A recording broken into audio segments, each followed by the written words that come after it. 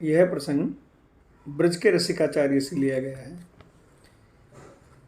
श्री विट्ठलनाथ जी श्री वल्लभाचार्य जी महाराज के द्वितीय पुत्र थे।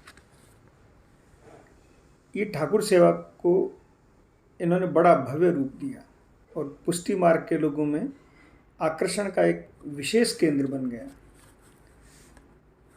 नाभाजी ने भक्तपाल में लिखा है गोकुल के लिए कि गोपों का वह गांव ऐसा वैभवशाली हो गया कि इंद्र का भी मन मोहित हो गया।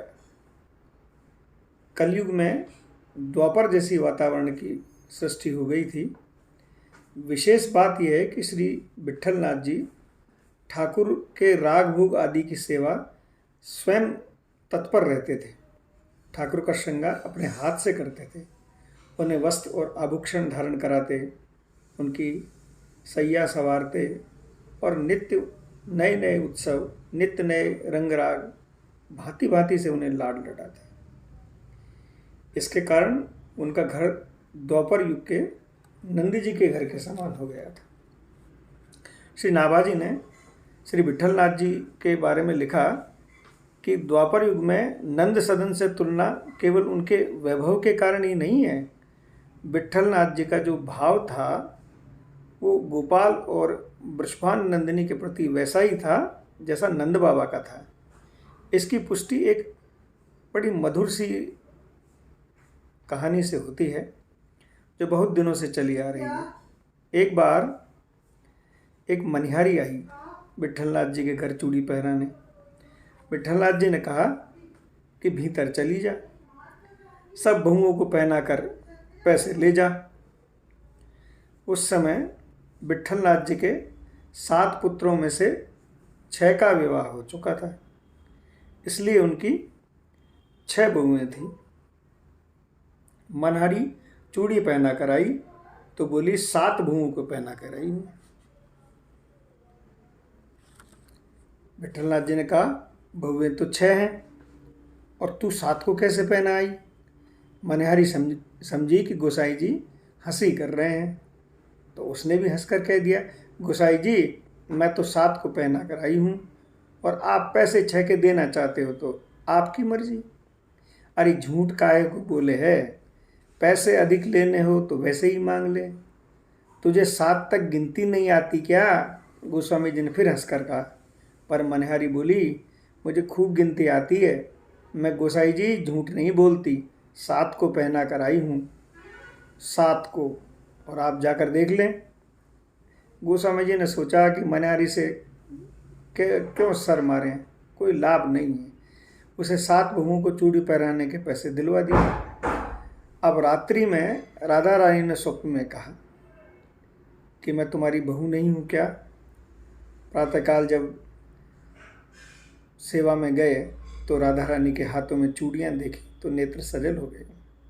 अश्रु कंप पुलक से सारा शरीर व्याप्त हो गया और वे एक अनिवर्चनीय भाव समाधि में डूब गए। जब प्रकृतिस्थ हुए तो उन्होंने मनहारी को बुलाया और उससे कहा मनहारी गिनती मैं भूला, मैंने ही की थी गलती, तू बड़ी भाग्यवान है। मैं जिस बहू को भूला हुआ था उसने तेरे हाथ से चूड़ियाँ पहनी और मुझे अपनी याद दिलाने के लिए तुझे माध्यम बनाया। मैं तेरा चिर कृतज्ञ हूँ। यह कह उन्होंने बहुत सा बहुमूल्य प्रसादी उपहार देकर उसको विदा किया। ठाकुर विट्ठलनाथ जी की सेवा से बहुत प्रसन्न रहते थे और उनके साथ बाल्य चापल्य भरी रसमयी लीला करते थे। एक बार जब विट्ठलनाथ जी ने श्रीनाथ जी को दूध भोग लगाया तो वे बोले दूध में मीठा अधिक है, पिया नहीं जाता। तो दूसरी बार विट्ठलनाथ जी दूध लेके आए और उसमें थोड़ा कम मीठा डाला और ठाकुर को भोग लगाया तो बोले इसमें तो मीठा बिल्कुल नहीं है, ये कैसे पिया जाएगा। तब विट्ठलनाथ जी ने तीसरी बार फिर दूध लेके आए भोग के लिए तो दोनों मिश्री और दूध अलग अलग रख दिया और कहा कि जितना अच्छा मीठा लगे उतना डाल लो। तो श्रीनाथ जी ने कहा मैं तो मिलाना ही नहीं जानता। तो विट्ठलनाथ जी बोले कि मिलाना नहीं जानते तो स्वाद कैसे बताते हो। अपने हाथ से मिश्री मिलाकर दूध पीने को विवश कर दिया। एक बार विठलनाथ जी श्रीनाथ जी की सैया संवार रहे थे तो श्रीनाथ जी ने कहा, यह बिछौना ठीक नहीं है, इस पर मैं नहीं सोऊंगा। विठलनाथ जी ने दूसरा बिछौना बिछा दिया, वह भी उन्हें रास नहीं आया। जैसे तैसे तीसरा बिछौना उन्हें सोने को राजी किया। तब उन्होंने कहा, आप भी हमारे साथ सैया पर सोइए। विठलनाथ जी ने पूछा, क्यों? तो बोले, आपके साथ नींद अच्छी आती है। श्री विठलनाथ जी की सेवा को भव्य रूप प्रदान किया वह आज भी देखने को मिलता है। आज भी उनकी सेवा परिचर्या उसी प्रकार की जाती है, उसी प्रकार विपुल धनराशि व्यय की जाती है।